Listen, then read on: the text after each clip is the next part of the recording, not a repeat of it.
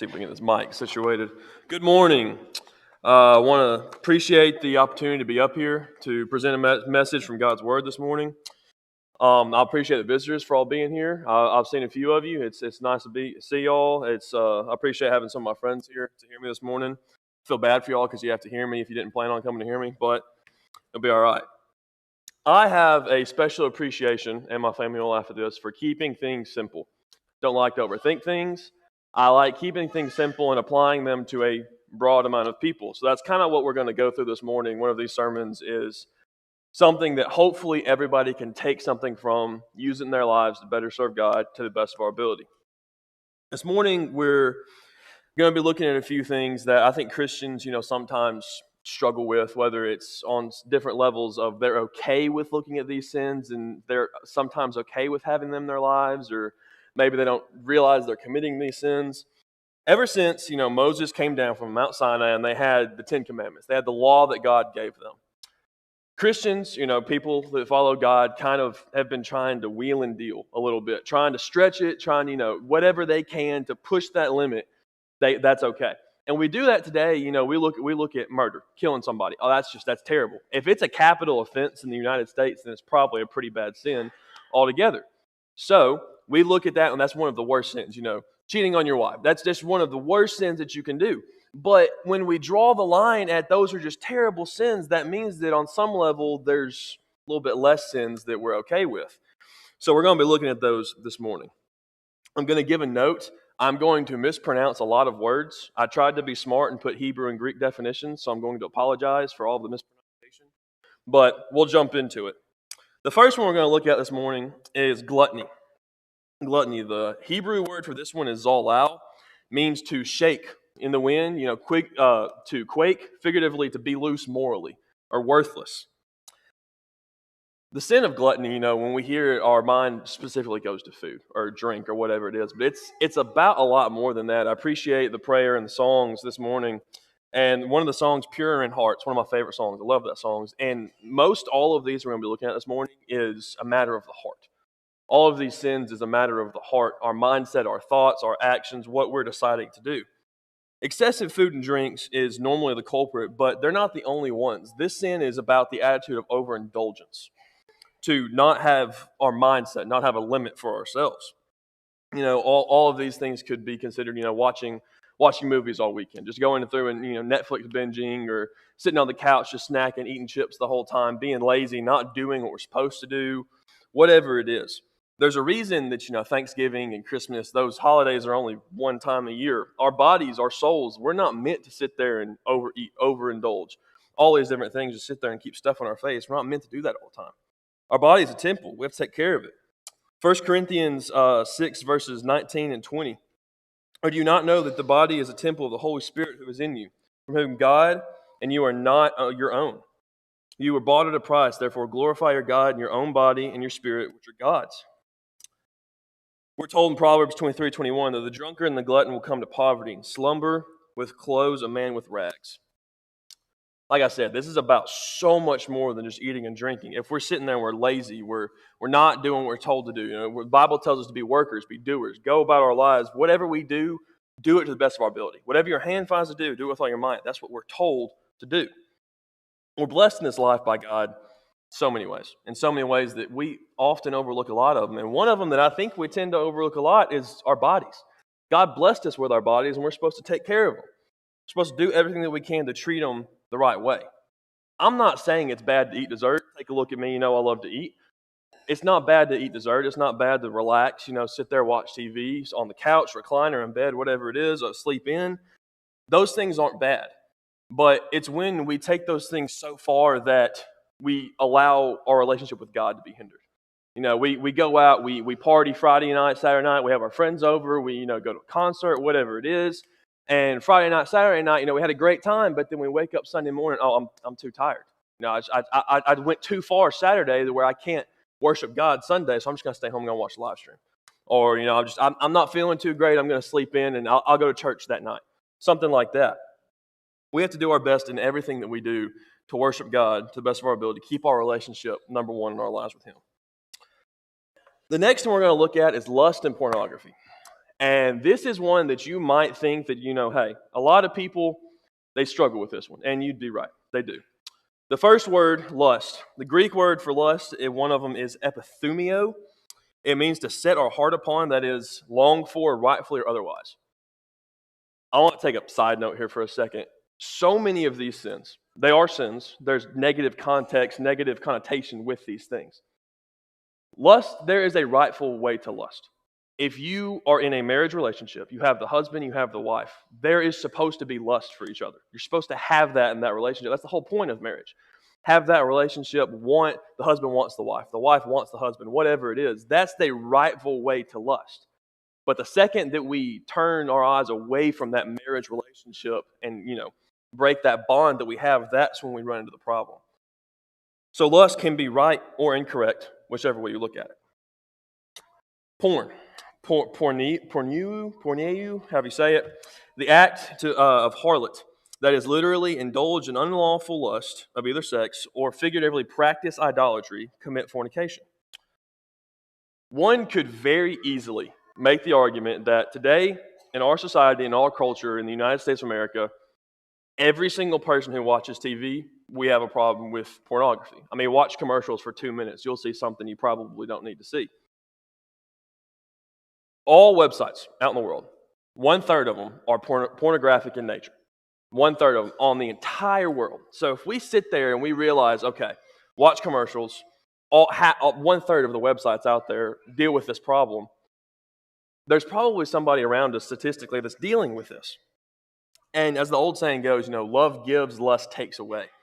If we're lusting after somebody for, our own personal wants, our own personal needs, then we're going to have a serious problem. Let's think about porn for a second. When I say porn, most all of our heads, probably mine as well, probably go to, the idea of whether it's nude photographs, whether it's the act of 2 or more people actually indulging in sexual activities on camera, pictures, whatever it is. That's what most people probably think porn is. And you'd be right, but that's classified as hard porn. I want to think about something for a second called soft porn. That, my personal opinion, I think that we struggle a lot with more in today's society. Soft porn can be lots of different things, and it can affect different people in all different ways because everybody is different. It can range from anything of, pictures of females in bikinis to men with their shirt off or, women in tight clothes, men just doing an everyday activity. It's whatever it is, it's whatever somebody finds attractive. Merriam-Webster defines pornography as this: the depiction of acts in a sensational manner so as to arouse a quick, intense emotional reaction. Porn doesn't always have to be pictures, videos, whatever it is, naked people and doing things they shouldn't be doing, having sex, whatever it is. It doesn't always have to be that. Different people struggle with different things, and there's a lot of different ways that people can struggle with this. A lot of people in life, if they struggle with this, they go through the same things. They deny it. They're like, hey, it's not that big of a deal. It's not hurting anybody. It's not like I'm out there committing murder. I'm not doing these things. This is just something that I have to deal with. Nobody even might know that they're dealing with this. This is one of those things that you might have no idea that somebody's dealing with this problem. And a lot of people will say that. Flip over to Matthew chapter 5. Matthew chapter 5. Now, while we might think that there's nothing wrong with, saying, oh, hey, that person, they're attractive. They look good in that outfit, or, I think they're hot, they're sexy, whatever it is. We might think that there's nothing wrong with that because we're not hurting anybody. Matthew 5, verse 27. You have heard that it is said, you shall not commit adultery. But I say to you that everyone who looks at a woman with lustful intent has already committed adultery with her in his heart. Reading this verse, these passages, and knowing human psychology, just how human works, or ins and outs of our brains, a lot of people tend to think that it's only men that struggle with this. And I would tend to agree most times. It generally is men who tend to struggle with this sin more than others, but not all the time. Genesis 39. Genesis 39, if we go back to the Old Testament, we'll look at an example where this is a female, a woman, who is struggling with lusting after a man. Genesis 39, I'm sure most all of us probably know this story, but we'll go over it context real quick. Joseph, son of Jacob, coat of many colors, brothers hated him, sold him into slavery, all the different things. Genesis 39, we see that Potiphar comes into the story. Potiphar is the captain of the guard of Pharaoh. Potiphar bought Joseph from the Ishmaelites, and he brought him down to Egypt, placed him over at his house. Joseph was a very successful guy, and Joseph was successful. He was a young guy. He looked pretty good. He had a good-looking face. He, pretty good shape. And so one day, Potiphar was out doing his job, and Joseph was over the household. That's what his job was. It was just Potiphar's wife and Joseph. One day, Potiphar's wife, she looked at him, she lusted over him, cast her eyes upon him, is what verse 7 says. Cast her eyes upon him and wanted her to lie with him. So she tries to get her to lie with him. Joseph, smart decision, gets out of there, gets out of the situation. Story goes on. Verse 12 happens again. She is with him alone. Another time they're alone. Grabs him, yanks him, just pulls him into bed, trying everything she can to be able to be with him. Joseph did the right thing. He got out of it. It says that she yanked his garment off, and as we continue the story, we know, she keeps the garment, lies to Potiphar, gets Joseph in big trouble. But the key of the story is Joseph got out of there.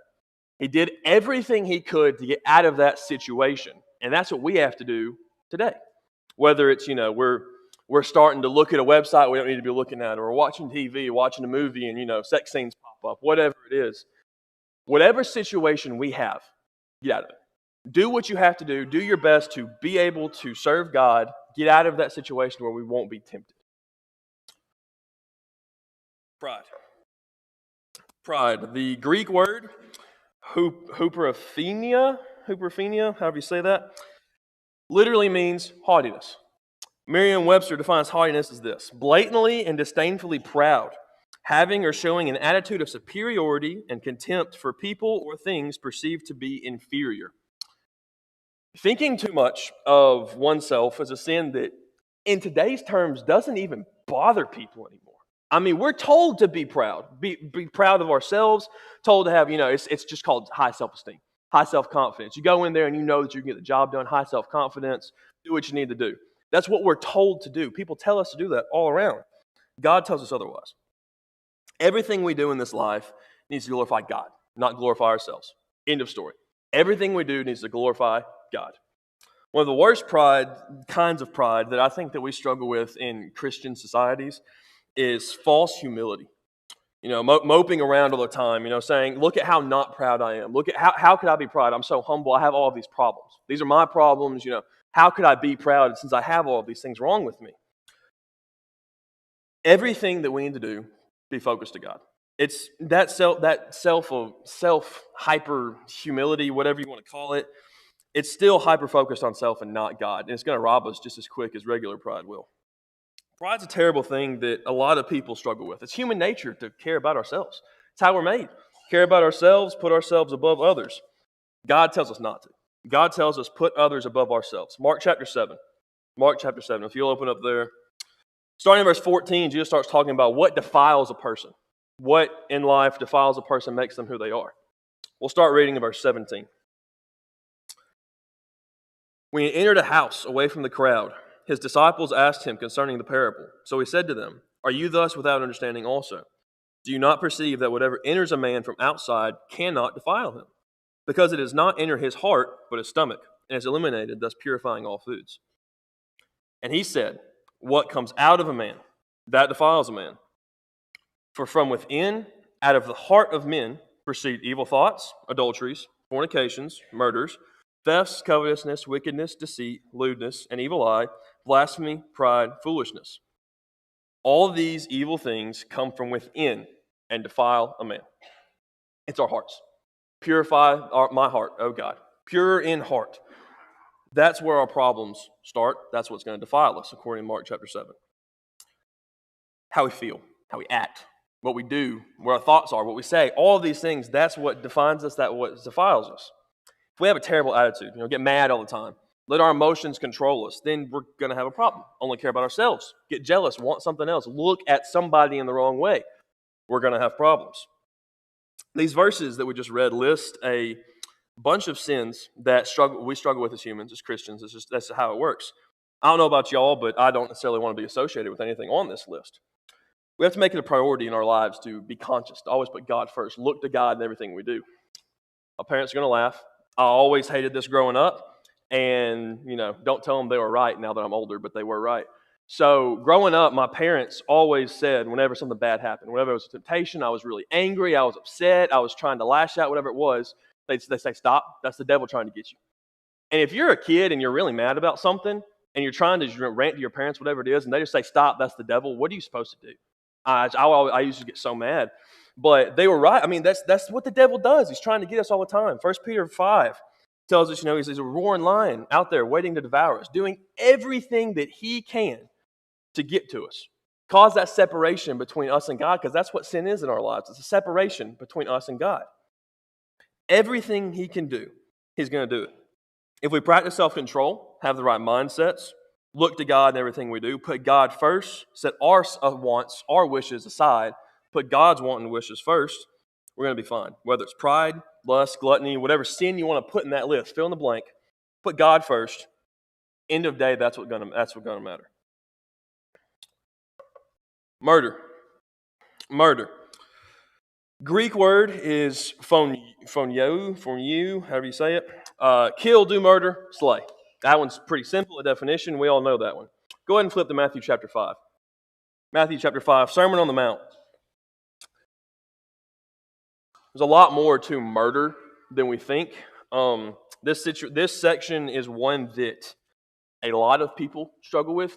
I would argue that most all people struggle with this one. Murder. Matthew 5:21 says, you have heard it, that it said to those of you of old, you shall not murder, and whoever murders will be in danger of the judgment. But I say to you, whoever is angry with his brother without a cause shall be in danger of the judgment. And whoever says to his brother, Raka, shall be in danger of the council. But whoever says, you fool, shall be in danger of hell fire. Therefore, if you bring your gift to the altar, and there remember that your brother has something against you, leave your gift there before the altar and go your way. First be reconciled to your brother, then come and offer your gift. Agree with your adversary quickly, while you are on the way with him, lest he deliver you to the judge. The judge hand you to the officer, and then you be thrown into the prison. Assuredly, I say to you, you'll be by no means get out of there until you have paid the last penny. When we hate somebody else, when we're angry with somebody else, Jesus tells us, murdered in our hearts. Fortunately for us, in today's society, if I'm mad at somebody, if I've murdered them in my heart, I'm not going to go to prison because we haven't actually murdered them. But there's a prison around our heart. There's a barrier in that relationship, whether it's between husband and wife, whatever it is. If you don't have forgiveness in that relationship, friend to friend, whatever it is, that relationship is going to be severed. There's something between that relationship. If there's forgiveness, we cannot continue in our lives. Verses 23 through 26 is the hard part. It's the forgiveness side of this sin that we're going to have to deal with. For us to walk in forgiveness, we have to look closely at 23 through 26. We're told, before we can be forgiven and be in heaven with God, we have to forgive whoever we have a problem with, whatever it is. Whatever problem we have, whatever situation has come up, we have to go to that person and make it right with them first before we can be accepted into heaven.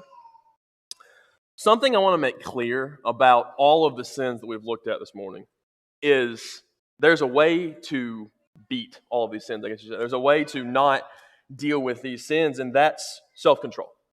If we practice self-control, have self-control in everything that we do, then we're not really going to have a problem with all these sins. There'll still be temptations, but if we can control ourselves, we won't have to worry about it. If, sitting there and there's a nice TV on, or the show on the TV show, or, Star Wars is on all weekend, you want to sit there and watch all the movies, Harry Potter, whatever movie franchise you like. If you want to watch all the movies back to back to back, but there's things you need to do. If we have self-control, hey, look, I can really watch those movies when I'm not busy. I need to go cut the grass. I need to do this. I need to do that. Whatever it is, have self-control. If there's lust or pornography in our lives, if we're having that problem, if it's a one-time problem, everybody makes mistakes, pray about it, move on. But if it's something we continuously deal with, we have to practice self-control. Self-control in everything we do. Whether, we see somebody out in public, they're wearing something they shouldn't or should be wearing something they're not, whatever it is, or whatever situation we put ourselves in, get out of the situation. Have self-control like Joseph did. Whether it's, we're angry with somebody. If we're angry with somebody, control ourselves. Don't let us lash out. Don't try and cuss them out. Don't try and get in a fight. Don't try and do whatever you need to do. Control yourself. Everything that we can do, if we have self-control in our lives, work on it, try to practice the master of self-control, we will succeed in so many different things in our lives. There's a reason self-control is talked about in Galatians chapter 5. Galatians 5 talking about, works of the flesh versus works of the spirit. Galatians 5 is listed there. 5 verse 19 says, "Now the works of the flesh are evident, which are adultery, fornication, uncleanness, lewdness, idolatry, sorcery, hatred, contentions, jealousies, outbursts of wrath, selfish ambitions, dissensions, heresies, envy, murders, drunkenness, revelries, and the like, which I told you beforehand, as I told you in times past, that you practice such things, you will not inherit the kingdom of God. But the fruit of the Spirit is love, joy, peace, long-suffering, kindness, goodness, faithfulness, gentleness, self-control. Against such, there is no law." Every single one of the 4 sins that we've talked about was listed either by name or in multiple ways in that passage we just read. And this last one that we're going to look at this morning is also listed in there as well. Idolatry. Idolatry, the Greek word for idolatry is idolatria, is I guess how you say it. It means image worship, literally or figuratively. This one is one that a lot of people struggle with that they might have no idea that they're struggling with. I don't know about you guys. I don't necessarily have a carved image to a Greek god or a Roman god or an Egyptian god or whatever sitting in my dining room table and I pray to. I don't have that problem. Most of you probably don't either. That's just not how our culture is. But idolatry, like all sin, it's a matter of the heart. That's what we're getting at. It's all a matter of the heart. If we serve someone or something else, put them above God in our lives, they have become an idol to us, whatever it is. It can be anything from sports to money to people, whatever it is. Around here, we love football. We love football. It's the culture in the South. I love Alabama football. I'm at the top of the list. If that's a crime, sue me. I love Alabama football. So growing up, we planned our Saturdays completely around when the Bama game was on. If Bama was on at 2:30, hey, we would do something that morning or that night, but we can't miss the Bama game at 2:30. Just how it was. That's our culture around here. That's how it is. In the South, we love football. Just think about how excited everybody gets about football. Just take a step back and think about it for a second. Funny story here at Eastside.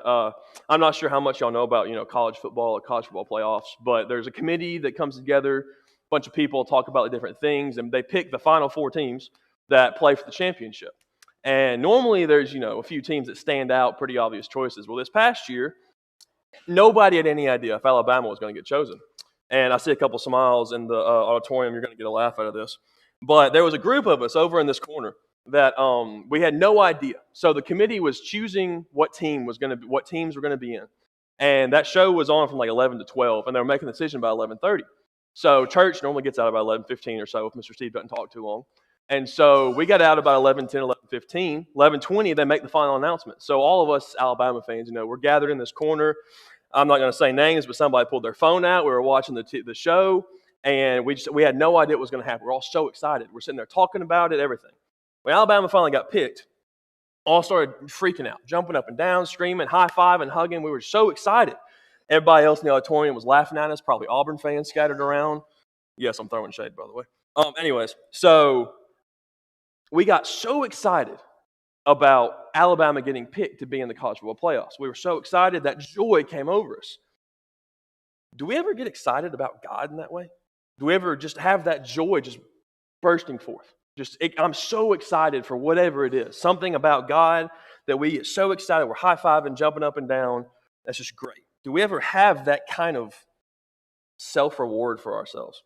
If we get so excited about sports teams, all these different things, sports teams, just having a chance to play for this trophy that in the end means nothing, then why would we not get excited about having a home in heaven with God? Matthew 22, verses 37 and 38. Jesus said to him, "You shall love the Lord your God with all your heart, with all your soul, and with all your mind. This is the first and greatest commandment." We've got to love God first, always.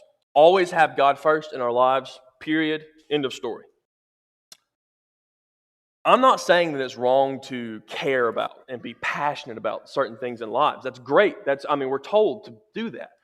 But it's when we care about those things that when we let them take over our lives and let them become between us and God, that's when we're going to run into an issue. It can be anything from sports, our favorite college teams, pro teams, whatever it is, to our kids' sports games, whether it's all-stars missing church, whatever it is, all these different things. It could be something about money. If you're having money problems, that you're worried about money, what you're going to do, worried about trying to make the most money as possible, fill in the blank. The one that's tough is the people in our lives. It can get very touchy. People, we love people in our lives. We care about them, their family. We think we have a responsibility, and most times we do have a responsibility to take care of those people. Sometimes to fulfill those responsibilities, we have to miss church. We have to, let that come between our relationship with us and God. That we have to do. Like I said, again, it's all a matter of the heart.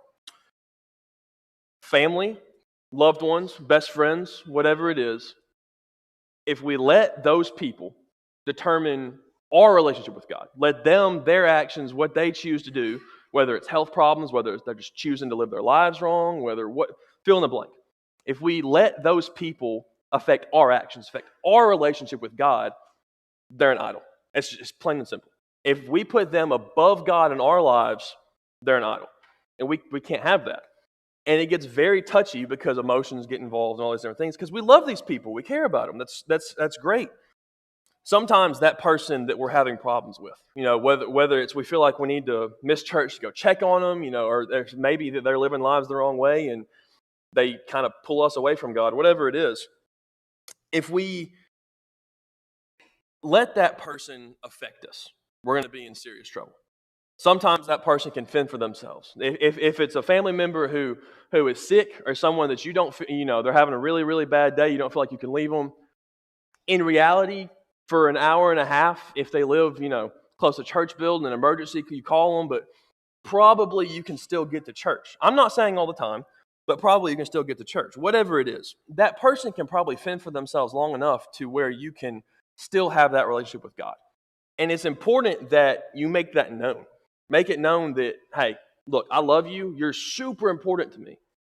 But God comes first in everything. And like I said, people in our lives, we get emotions involved, and it gets very, very tricky. But having God first, putting God first in everything we do, that's what matters. Our last passage this morning is Revelation 21, verse 8. Revelation 21, verse 8. You can read it off the screen. You can flip there, either one. But the cowardly, unbelieving, abominable, murderers, sexually immoral, sorcerers, idolaters, and all liars shall have their part in the lake which burns with fire and brimstone, which is the second death. This morning we've taken the time to look at a list of sins that we might not even realize that we're committing. Or if we know we're committing them, we might slightly be okay with it on some level. We might know that we have a problem, but we might just not want to deal with it, or maybe we're too scared to ask for help, whatever it is. We might say to ourselves, I'm not hurting anybody. It's not like I'm actually going and, sleeping with somebody else, cheating on my wife, husband. It's not like I'm actually going and, physically murdering somebody. I'm angry. I'm upset. It's a matter of the heart. Whether or not we're physically or mentally or whatever it is committing these sins, sin is sin. It's still a separation between us and God. There's something in our hearts in the way between us and God. We've seen this morning, we've got to be careful. Even though we're not physically doing them, we're still going to have problems with them if we're doing them in our hearts. And the problem is we might not even realize we're doing them. This lesson this morning is for everybody, has a heartbeat, has a brain. You can make your own thoughts, own decisions. That's great. This is one of those ones that most everybody is probably going to struggle with in some way or another. I'm at the top of the list. When I was going through and I first wrote this sermon a year or two ago, I was, stepping on my own toes. I might have struggled with if not all of these at some points or very often in my life. And I think as Christians, as humans, we all do. That's temptations. That's how it works. We need to set our pride aside. Realize, hey, we're humans. We're Christians. We're not perfect. That we need to make our lives right with God. Whether we've, like I said, made one mistake, make it right. If we continue to have problems with it over and over and over again, ask for help. Ask for help from your friends. Ask for help from your family, your spouse, whatever it is. Fill in the blank. Ask for help. Do what you need to do to make your life right with God. And the great news is, God loved us enough that because we mess up, He knew He would. He made a way for us to be able to have a home in heaven with Him even after we mess up. We can make our lives right that, we love God enough, put Him first in our lives, that we have a way to set that sin aside. And sometimes the hardest thing for people is to admit that they've messed up, admit that they've made a mistake, admit that they have a problem, and ask for help. That's the hardest part sometimes. In life, we have to do the hard things. We have to do the hard things, otherwise we're not going to grow. We're not going to become the best versions of ourselves, and that's just how life works. We have to fulfill our full potential. Do what we can do to serve God to the best of our ability. And if we let our pride in the way and can't ask for help, can't admit that we've messed up, we're going to miss out on home and heaven with Him. Maybe there's someone here this morning who struggles, who is in the need of prayers or who needs help in any way. If there's anything that we can do, then please come forward as we stand and as we sing.